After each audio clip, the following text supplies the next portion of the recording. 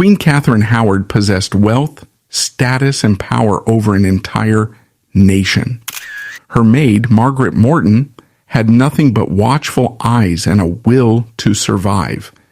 Yet, in extreme circumstances, this power dynamic could be completely overturned. A powerless servant could still bring down a supreme ruler.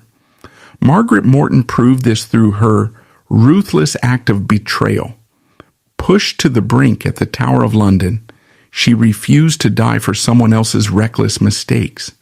She used her sharp memory to secure a pardon from the royal court. The queen lost her head, while the lowly maid walked free. Today, we will reopen the case file of the most dangerous informant in the Tudor dynasty. The English royal court of 1540 was a dangerous, highly pressurized environment defined by factional warfare and paranoia. At the center was King Henry VIII, who was rapidly aging, morbidly obese, and suffering from severe infected leg ulcers. This constant physical agony made the king highly unpredictable and prone to sudden mood swings. He ruled his kingdom through sheer terror rather than consistent policy. In a single summer, he ruthlessly executed his own chief minister alongside both Protestant reformers and Catholic traditionalists. Following the king's annulment from Anne of Cleves, a massive power vacuum split the Tudor government. The reformist faction clashed violently with the conservative Catholic faction, which was led by the powerful Duke of Norfolk. Norfolk knew the best way to control the ailing monarch was to manage his immediate physical environment. He strategically used his teenage niece, Catherine Howard, as a political pawn to secure conservative dominance. The king married Catherine in July 1540, giving the Howard faction immense influence over the state. The architects of this marriage ignored the dangerous reality of the Tudor royal household. The royal palaces were heavily populated complexes designed for constant observation, offering almost zero personal privacy. Though, usands of guards, administrators, and domestic staff constantly gathered intelligence as a means of political survival. Every exchanged glance or whispered conversation carried the potential weight of a death sentence. Recognizing the threat the new queen posed, the reformist faction immediately began covertly spying on her household. Margaret Morton entered this claustrophobic and hyper-vigilant world as a member of the minor, land-owning nobility. As a gentlewoman, she received rigorous childhood training in the strict protocols of serving the realm's elite. Her education focused heavily on absolute discretion, physical control, and careful observation. She learned how to move silently and remain practically invisible while standing in crowded, politically charged rooms. This specific skill set made her a highly capable asset within the royal court. In the summer of 1540, Morton secured the prestigious role of chamber in the Queen's Privy Chamber. This position granted her daily access to the most restricted, intimate spaces of Catherine's royal apartments. Her duties included managing the Queen's expensive wardrobe and assisting with highly ritualized bathing and dressing processes. In a normal, stable reign, a loyal chamberer could expect lifelong financial and social security. They usually retired with generous royal pensions, land grants, or highly lucrative arranged marriages. When Margaret Morton accepted her appointment, her life was theoretically set on a quiet, predictable trajectory of comfortable, luxurious servitude. She was positioned at the very apex of the English social hierarchy, surrounded by immense wealth, performing duties that, while intimate, were highly respected within the structural norms of the era. She had every reason to expect that her proximity to the new, highly favored queen would result in her own personal and familial elevation. However, the reality of Catherine Howard's inner sanctum would soon violently shatter this expectation and the stability. Morton was about to discover that the queen she served was not a stable anchor of royal authority, but a highly volatile liability possessing a deeply compromised past. The traditional bonds of aristocratic service were about to be tested against the raw, terrifying mechanics of self-preservation in a court where a single misstep resulted in the executioner's block. This fatal instability did not originate from the standard political maneuverings of the Tudor court, but directly from the Queen's own profoundly compromised history. Catherine Howard was not merely dangerously inexperienced in the brutal mechanics of factional warfare. She was a severely vulnerable asset, harboring legally treasonous secrets from her adolescence. Before her royal elevation, she lacked the rigorous institutional conditioning required of a sovereign consort, leaving her critically unequipped to manage the lethal realities of her new environment. Before her elevation to the throne, Catherine had resided in the household of her step-grandmother, the Dowager Duchess of Norfolk, at Lambeth House. Due to severe operational negligence by the Dowager Duchess, the dormitories of this estate had devolved into unmonitored environments where the young Catherine engaged in highly inappropriate, illicit physical relationships. She was compromised first by a music teacher named Henry Mannix, and subsequently entered into a fully consummated, legally binding pre-contract with a gentleman pensioner named Francis Derham, because Catherine intuitively understood that her position as queen was entirely fragile, constructed upon the precarious foundation of the king's infatuation. Her administrative decisions regarding her own household were driven by panic rather than political strategy. She recognized that the women who had shared the dormitories at Lambeth House possessed the forensic intelligence capable of annihilating her.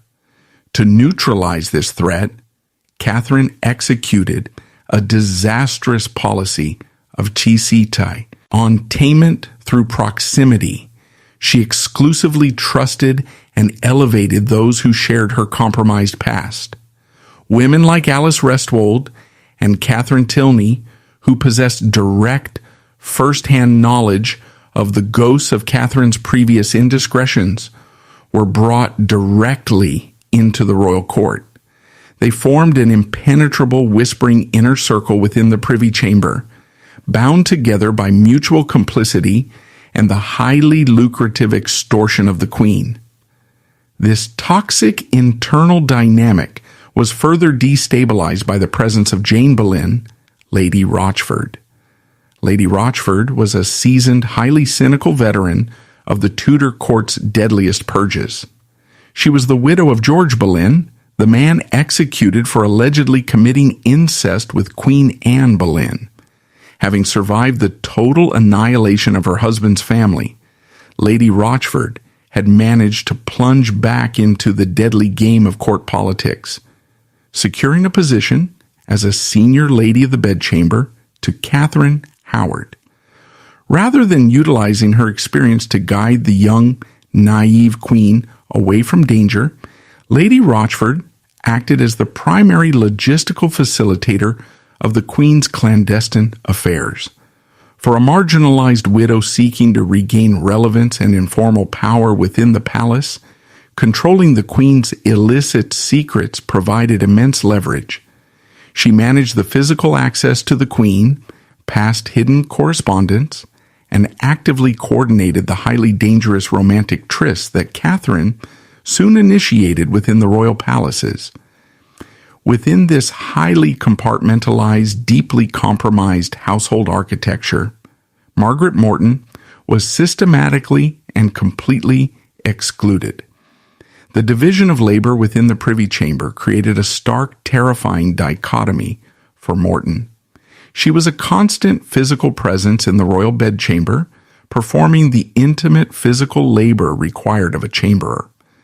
She laced the queen's gowns, managed the royal jewels, and stood in the very rooms where the highest levels of state power interers, acted with the sovereign's private life, yet she was completely ostracized from the informal power structures operating within those exact same rooms.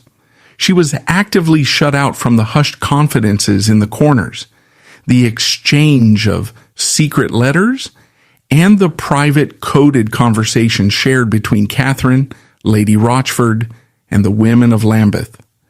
In the modern context, being excluded from workplace gossip is a minor social slight. In the lethal ecosystem of the Tudor court, this marginalization fundamentally altered Morton's psychological state and her legal standing. In a system governed by absolute monarchy, proximity equated to power, and inclusion equated to protection. The inner circle possessed a shared narrative and a coordinated defense strategy, regardless of how flawed it was. Deprived of the Queen's trust, Morton possessed no political shield. She was an outsider standing in the blast radius of a highly unstable explosive. The realization of her own acute vulnerability triggered a cold, calculating instinct for self-preservation within Margaret Morton.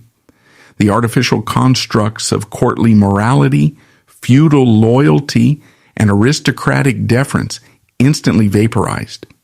She ceased to be a devoted, unquestioning servant to the crown, driven by a volatile, highly potent mix of resentment over her exclusion, geographic isolation from her own family, and sheer, undeniable terror. Morton evolved into a silent, hyper-vigilant observer. She understood the grim mathematics of Tudor jurisprudence. She was fully aware that when the Queen's reckless, poorly concealed facade inevitably collapsed under the pressure of the surveillance state, King Henry VIII's wrath would be absolute and indiscriminate.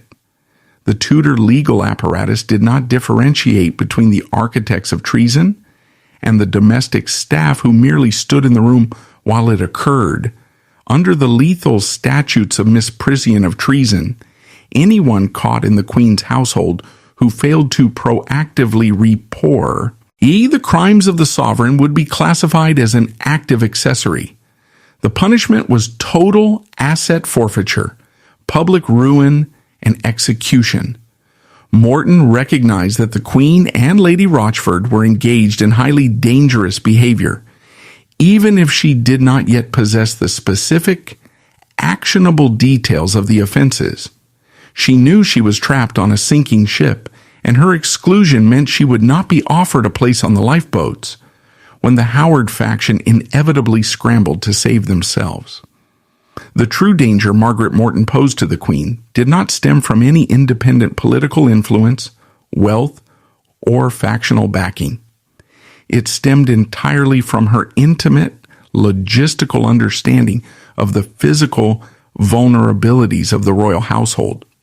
Because she was treated as an invisible piece of domestic furniture, she possessed the unrestricted capability to map the exact operational security flaws of the Privy Chamber.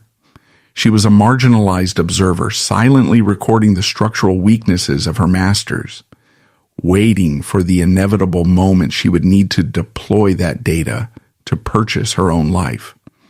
The simmering tension within the Queen's household reached its deadly operational climax in the late summer and autumn of 1541. The catalyst was a massive shift in the physical and geographical reality of the Tudor court. King Henry VIII launched a massive royal progress to the north. This was not a leisurely diplomatic tour or a simple hunting expedition. It was a brutal, exhausting, and highly aggressive display of military and sovereign might. 5 years earlier, the northern counties of England had erupted in a massive Catholic-led rebellion known as the Pilgrimage of Grace, directly challenging Henry's religious reforms and his authority. Although the rebellion had been crushed and its leaders executed, the region remained deeply resentful and politically volatile. The progress was designed to physically pacify the region, forcing the northern lords to submit directly to the king's massive, heavily armed entourage. The logistical reality of moving an estimated 5,000 courtiers, soldiers, administrators, and servants hundreds of miles across poor 16th century roads was grueling for everyone involved. The sprawling, highly compartmentalized luxury of modern southern palaces, like Hampton Court and Whitehall, was entirely left behind. As the massive royal machine pushed further into the hostile northern territories, they were forced to utilize the existing regional infrastructure. The court eventually found themselves confined within the stifling ancient stone walls of heavy fortified strongholds like Lincoln Castle and Pontefract Castle. The transition from Renaissance palaces to medieval fortresses fundamentally altered the operational security of the royal household. Castles like Pontefract were designed explicitly for medieval warfare and defensive siege tactics, not for the opulent, sprawling luxury required by a 16th century royal court. The architectural reality of these northern strongholds was defined by severe claustrophobia. The living quarters were vastly reduced in size.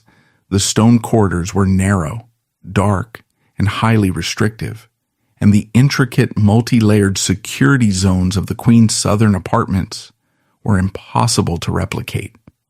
The entire household, the King's men, the Queen's ladies, the guards, and the servants, was forced to live entirely on top of one another. The physical distance between the sovereign and the staff evaporated.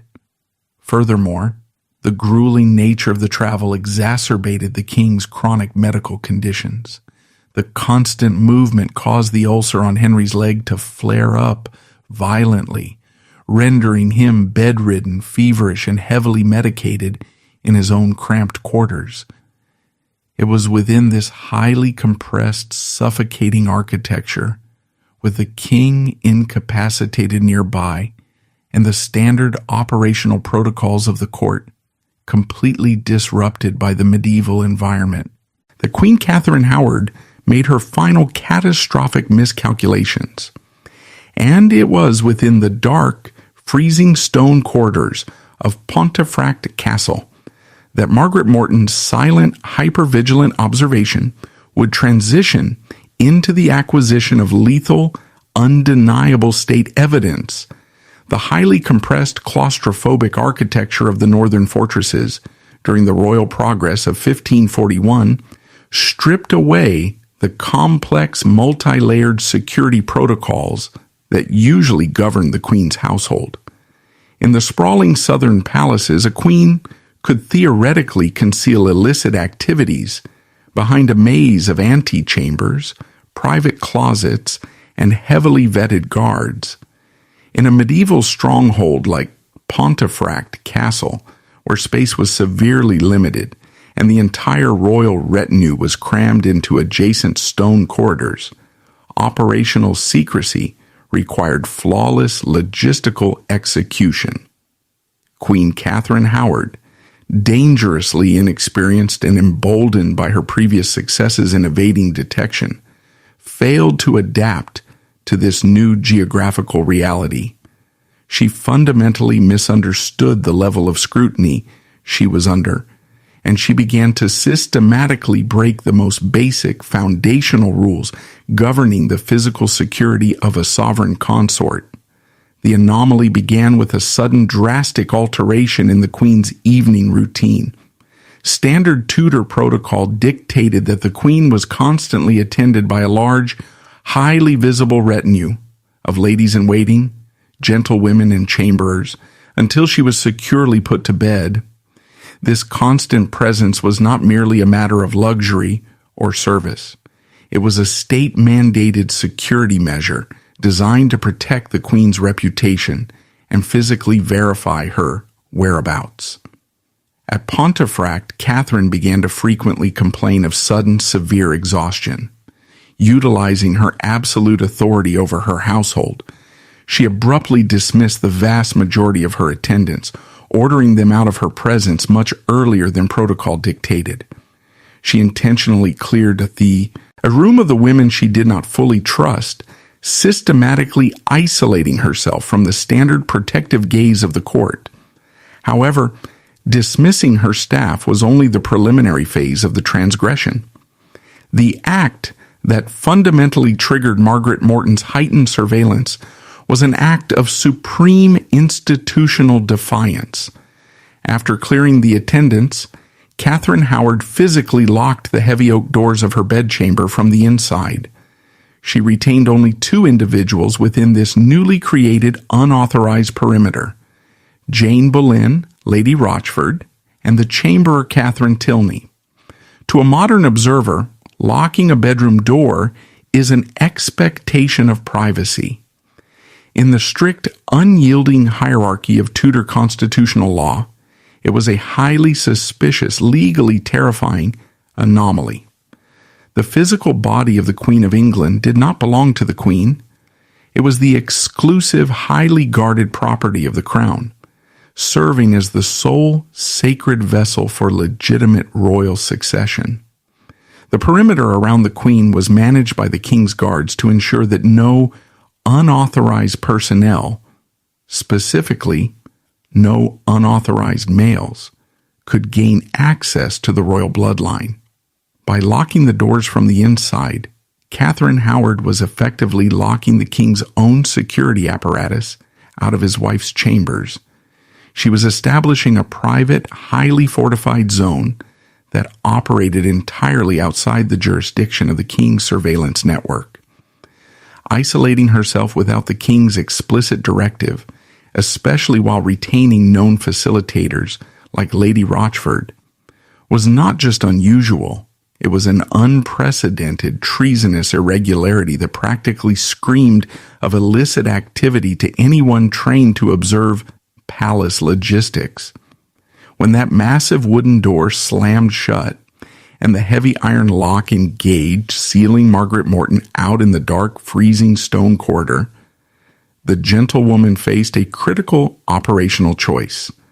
A standard servant, adhering strictly to her dismissed status, would have retreated immediately to the safety of the staff quarters to avoid angering the Queen. Morton did not retreat. The biological imperative of curiosity, fused with the absolute terrifying certainty that a catastrophic crime against the state was occurring mere inches away, kept her anchored in the corridor. Her actions shifted instantly and permanently from domestic service to illegal, highly aggressive surveillance. The architecture of Pontefract Castle, while restrictive, provided the exact acoustic and visual vulnerabilities Morton required. Sinking to her knees on the cold flagstone floor, Morton pressed her face directly against the heavy, wrought iron keyhole of the royal bedchamber. Through this narrow, distorted aperture, illuminated only by the flickering, unpredictable light of beeswax candles inside the room, Morton's retina captured the ultimate transgression. She did not see the Queen resting in isolation. She saw a man standing squarely inside the Queen's locked bedroom. The man was not a guard or a low-level servant. Morton positively identified Thomas Culpeper, a high-ranking gentleman of the King's Privy Chamber, a man possessing deep institutional power and serving as one of King Henry VIII's closest personal favorites. An ordinary individual witnessing an act of high treason involving the Queen and a heavily armed royal favorite would have gasped, panicked, or immediately run through the castle to alert the yeomen of the guard. Morton did none of these things, but not due to cold calculation. She recognized that causing an immediate disturbance would likely result in Culpeper killing her to silence the only witness, or Lady Rochford successfully talking their way out of the situation. Instead of reacting with calculated panic, Morton was instantly paralyzed by the sheer absolute terror of her reality. She did not execute a clinical premeditated timestamp as an intelligence asset. Rather, the extreme trauma of witnessing a capital offense burned the chronological data deeply into her memory. She maintained her highly vulnerable, agonizing physical position on the freezing stone floor for hours, simply because moving risked immediate detection and certain death. The precise logistics of the breach, Culpeper bypassing the main exterior guards via a hidden staircase and entering at exactly 11 p.m., were seared into her mind by pure, unadulterated fear. When Culpeper finally departed between 2 and 3 a.m., Morton was not a cold observer hoarding leverage. She was a deeply traumatized young woman who suddenly realized she was carrying a legal death sentence. This specific time frame, the 3 to 4 hours between 11 p.m. and 3 a.m., was not just a scandalous, gossipy detail.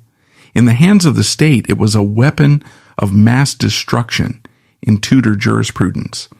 In the 1540s, English treason law adjusted its standards for the royal household because obtaining direct eyewitnesses to private acts was logistically impossible. Instead of demanding absolute proof of physical contact, the courts relied entirely on circumstantial evidence. If a royal woman spent unmonitored time alone with a man in secret, the law considered the crime fully committed based purely on proximity and opportunity. If the state could prove that a man harboring no official business, possessing no authorized reason to be present, was locked inside the Queen's private bedchamber for 4 hours in the middle of the night, the law provided the irrefutable automatic legal presumption of physical consummation. The court did not need to see the act. The timeline itself was the crime. By remaining at the keyhole and simply noting the time on the clock, Margaret Morton had successfully acquired the exact mathematical timeline required to execute a crowned monarch. She possessed the operational data that could bypass any defense. Lady Rochford or Thomas Culpeper could attempt to mount. However, possessing this intelligence instantly plunged Morton in to the most dangerous psychological and legal paradox of her life. Acquiring the chronological data of Thomas Culpeper's presence inside Catherine Howard's bedchamber was an act of supreme intelligence gathering, but it plunged Margaret Morton into a profound, terrifying psychological crisis. She was no longer merely an excluded chamberer. She was now holding a highly volatile, lethal state secret that practically guaranteed her own violent destruction regardless of her next operational move. She was completely trapped between two unforgiving, inescapable statutes of the Tudor Treason Act. The legal architecture designed to protect the king's absolute power had essentially backed a minor gentlewoman into a corner where survival appeared statistically impossible. The most obvious legally mandated course of action upon witnessing treason was to immediately report the findings to the King's Privy Council or the captain of the guard. However, Morton recognized that executing this protocol was functionally equivalent to suicide. If she immediately raised the alarm, she faced the instantaneous, highly lethal charge of slander of the crown. King Henry VIII's psychological state regarding Catherine Howard bordered on the pathological. After the deep humiliations of his previous marriages, he viewed his teenage bride as a flawless, pure entity, publicly referring to her as his rose without a thorn. His ego was entirely invested in the illusion of her absolute chastity and devotion.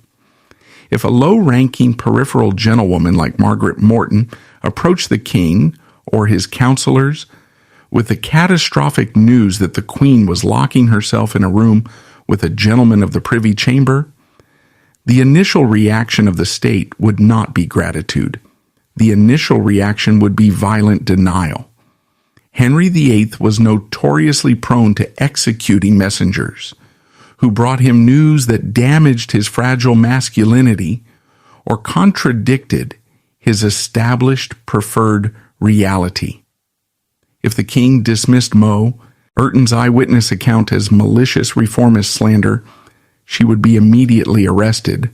Furthermore, Morton had to calculate the power of the Howard faction.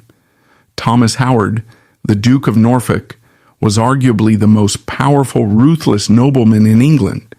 If Morton attempted to blow the whistle on the Queen, Norfolk would mobilize the massive institutional power of his family to suppress the scandal and protect their grip on the throne. Norfolk would ruthlessly character assassinate Morton, claiming she was a bitter, jealous servant inventing lies to destroy the Queen. The penalty for maliciously defaming the Queen of England and attempting to sow discord within the royal marriage was absolute. Morton would be swiftly dragged to the executioner's block, her head severed for daring to challenge the purity of the king's chosen bride. Speaking the truth without institutional backing was a guaranteed death sentence. Conversely, the decision to remain silent and simply ignore the events she had witnessed at Pontefract triggered an equally deadly legal mechanism: misprision of treason. Morton was a highly analytical observer. Having watched Catherine Howard's behavior for months, she knew with absolute certainty that the Queen lacked the operational discipline required to maintain a clandestine affair of this magnitude. The Queen was reckless, leaving physical gifts for Culpeper, engaging in highly visible, inappropriate interactions in the public galleries, and relying on a severely compromised inner circle to facilitate her treason. Morton concluded that the Queen's facade would inevitably collapse. It was not a matter of if the affair would be exposed by a rival political faction, but when. The Tudor surveillance state was ruthlessly efficient in its post-incident investigations. When the affair was eventually exposed, the Privy Council would descend upon the royal household and subject every single servant, guard, and chamberer to forensic, highly aggressive interroga tie-in. Once the counselors began establishing timelines and cross-referencing staff movements, they would inevitably discover that Margaret Morton had been on duty in the corridor outside the Queen's rooms at Pontefract Castle on the nights in question. If the interrogators extracted the fact that she possessed concrete, visual knowledge of Culpeper's presence and had deliberately failed to report it to the Crown, she would cross a lethal legal threshold. Under the Treason Act, possessing knowledge of treason and concealing it legally classified the individual as an active accessory to high treason. The state did not recognize fear as a valid defense for silence. The punishment for a woman convicted of misprision was identical to the punishment for actively plotting the king's death: total asset forfeiture, public ruin, and a brutal execution, most likely by burning at the stake.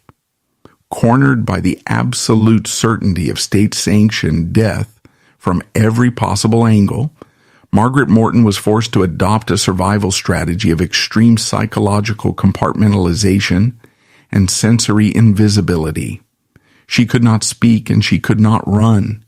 She had to remain physically present at the scene of the crime while mentally preparing for the inevitable detonation of the royal household.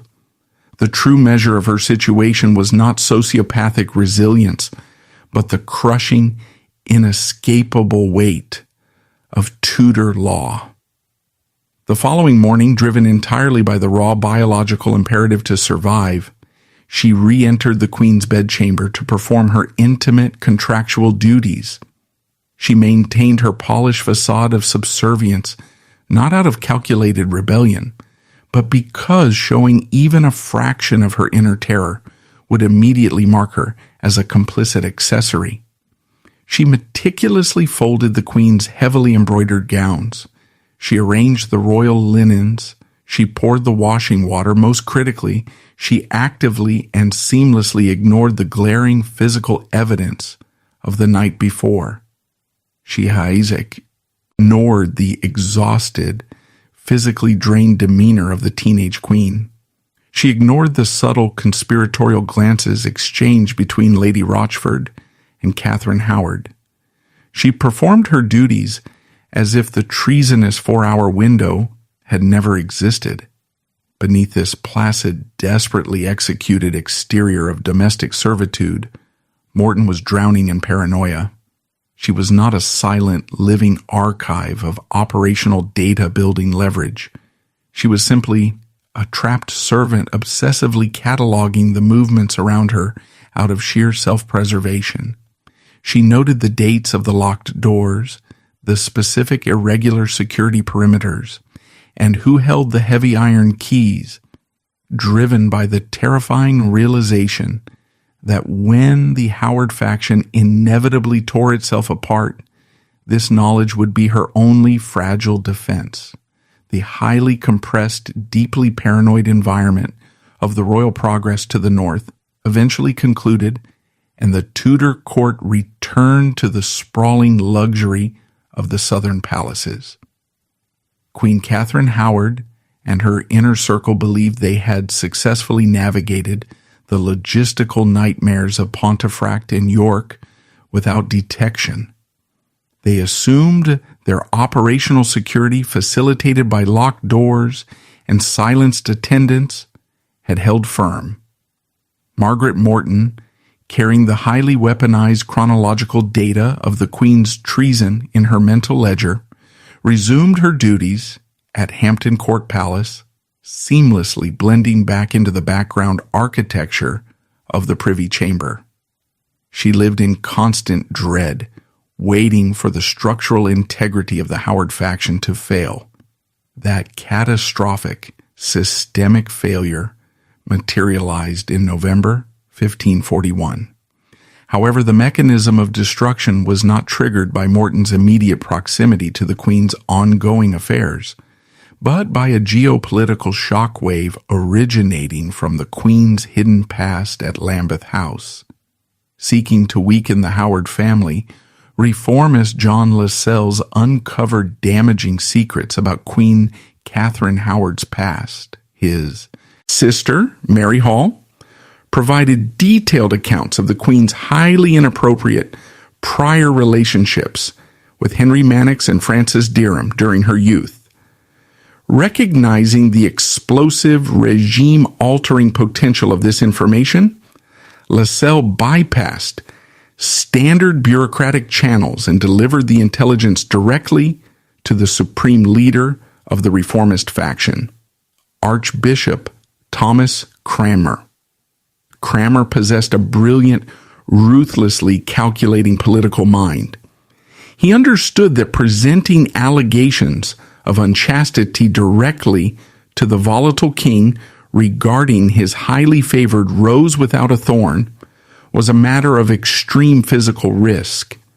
If the king perceived the allegations as a malicious Protestant fabrication, Cranmer himself would be executed for treason. Therefore, Cranmer executed a highly structured, insulated delivery method.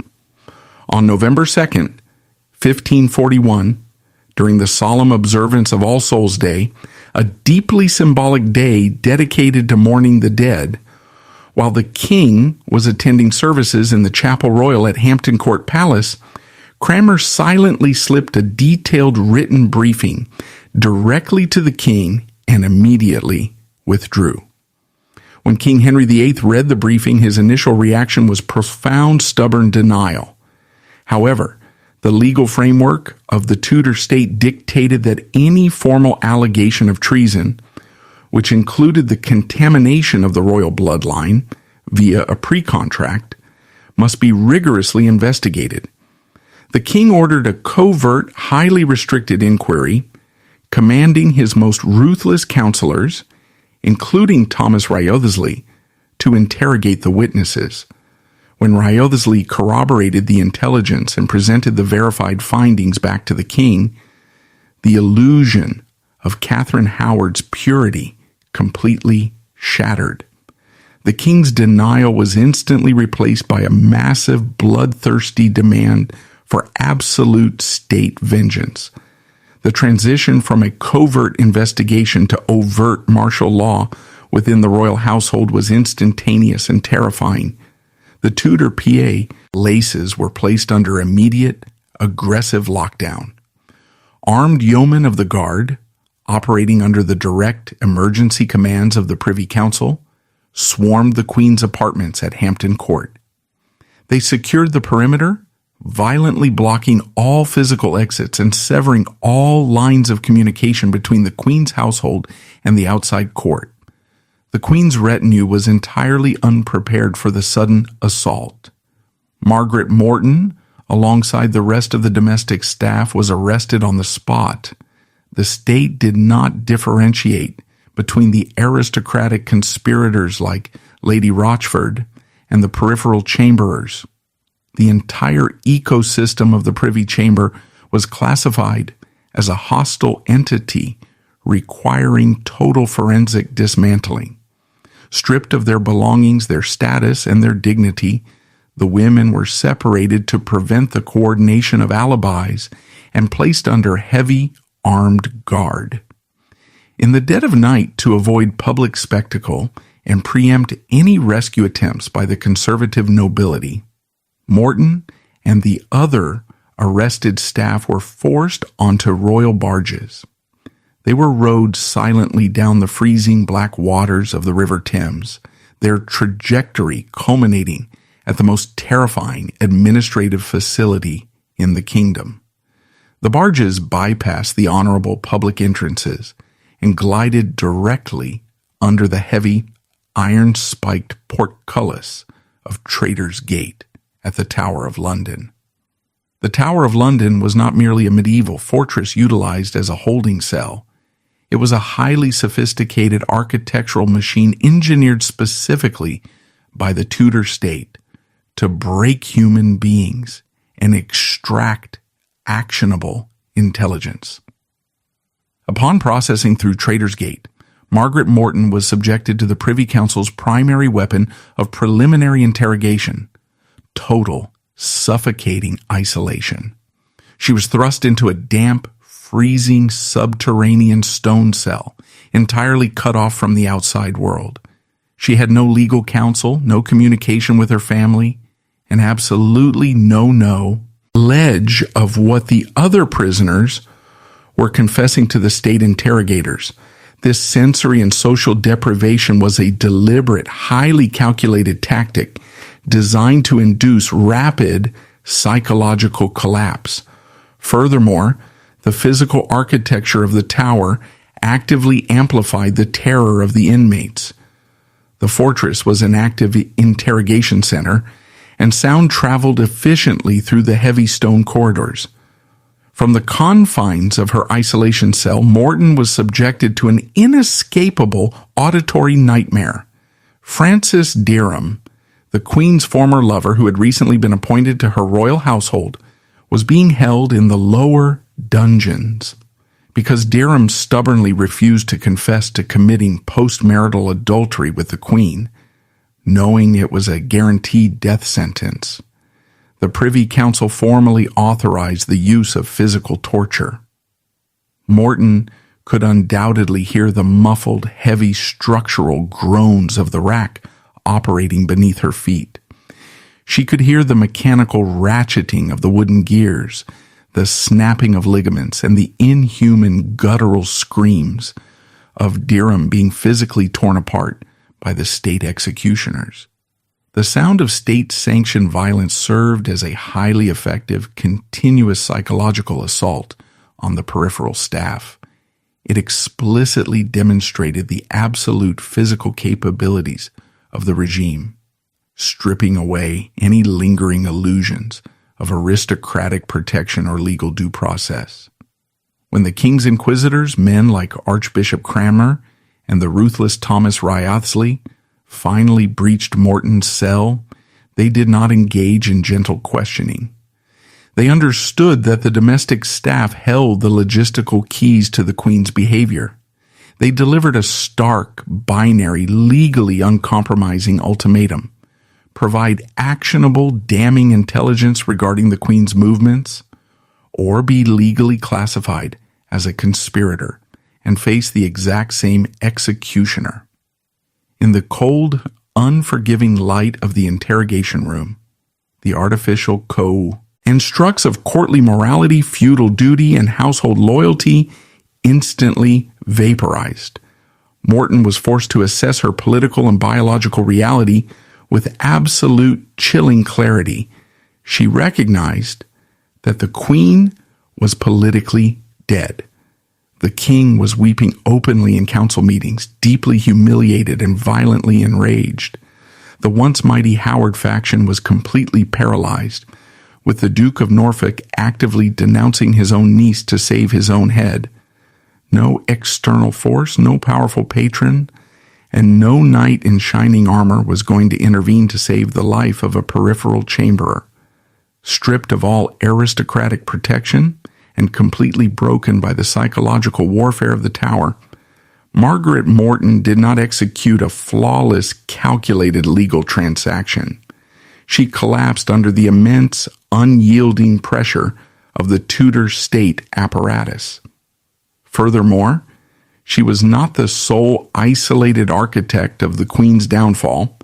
The Privy Council employed a ruthless strategy of cross-examination, interrogating multiple terrified women from the Privy Chamber simultaneously.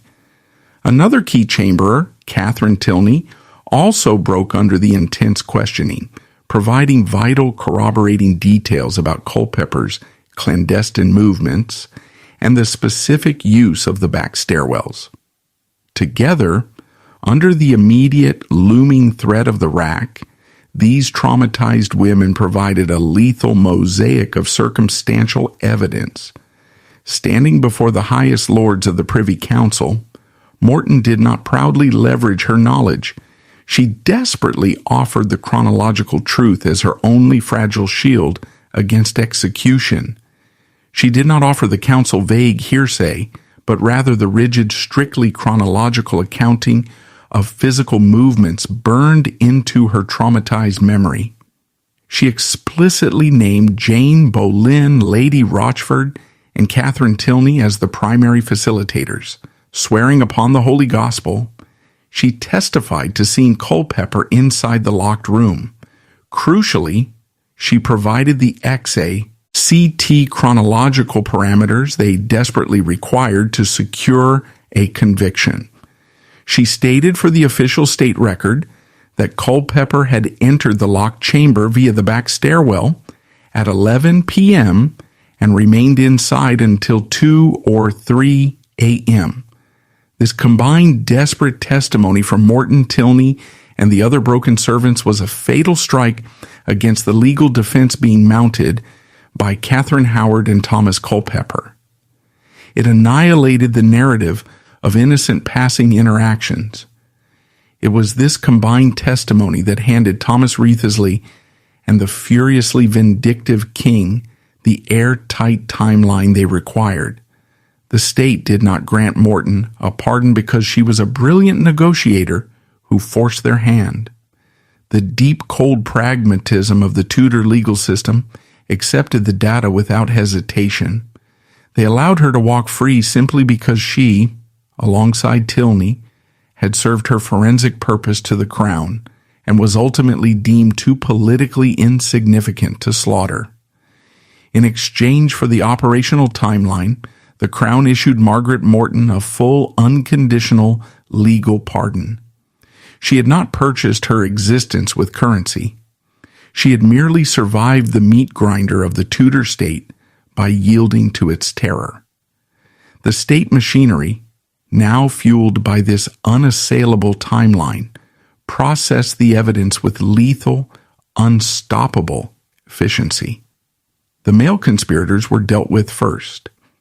On December 10th, 1541, Thomas Culpeper, the man Morton had tracked so carefully through the iron keyhole, and Francis Derham were extracted from the tower.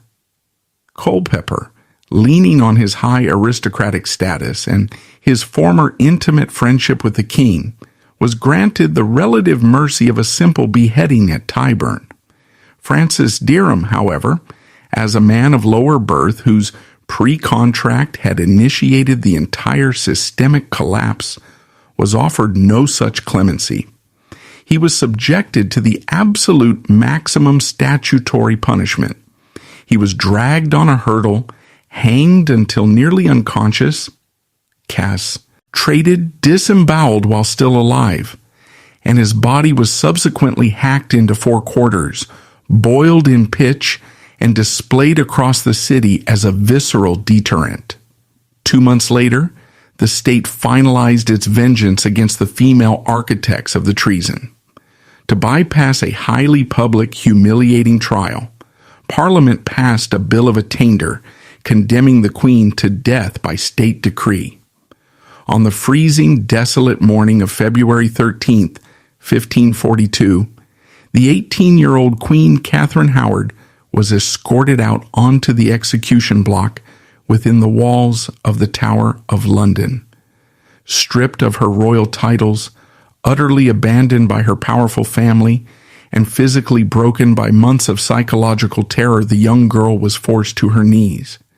Historical accounts state that she was so terrified, she had requested the executioner's block be brought to her cell the night before so she could practice how to lay her head upon it. A single stroke of the axe decapitated the anointed Queen of England. Jane Boleyn, Lady Rochford, the logistical facilitator explicitly identified and condemned by the devastating testimonies of the chambers, followed her immediately to the block.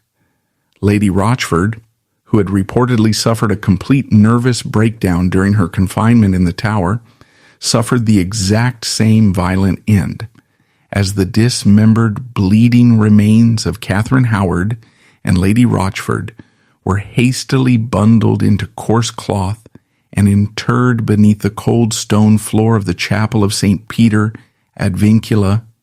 Margaret Morton walked out of the heavy gates of the Tower of London, holding her pardon.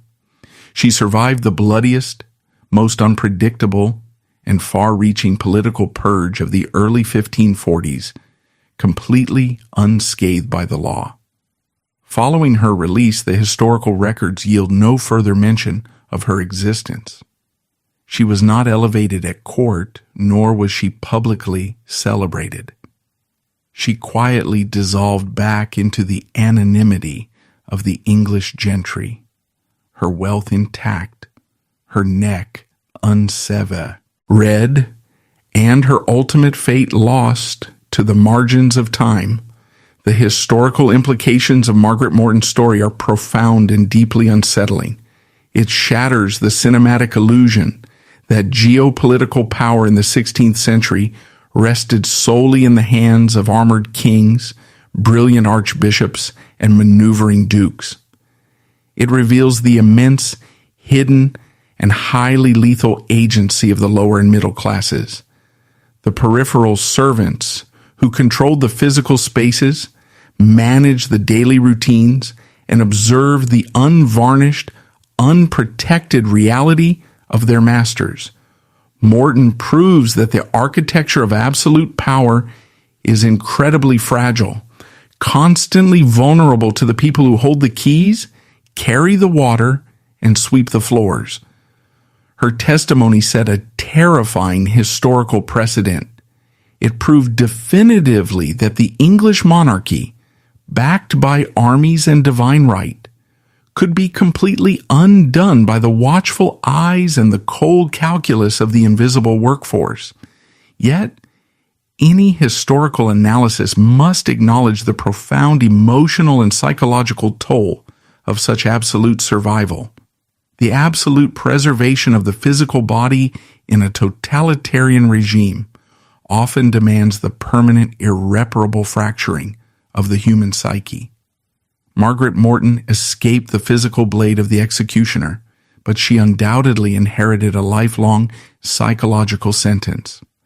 The heavy iron keyhole at Pontefract Castle, the stifled, terrified breathing in the darkened stone corridor, and the absolute violent destruction of a terrified teenage girl she had once served, were permanently burned into her consciousness. The story of Margaret Morton strips away the romanticized veneer of the Tudor court entirely, exposing a brutal Darwinian ecosystem where aristocratic loyalty was a deadly luxury and morality was a lethal liability. In the merciless, blood-soaked theater of absolute power, the most devastating weapon is rarely the drawn sword of a political rival or the decree of a king. It is the cold, linking, hyper-vigilant eye of a marginalized observer standing quietly in the dark, watching through the keyhole,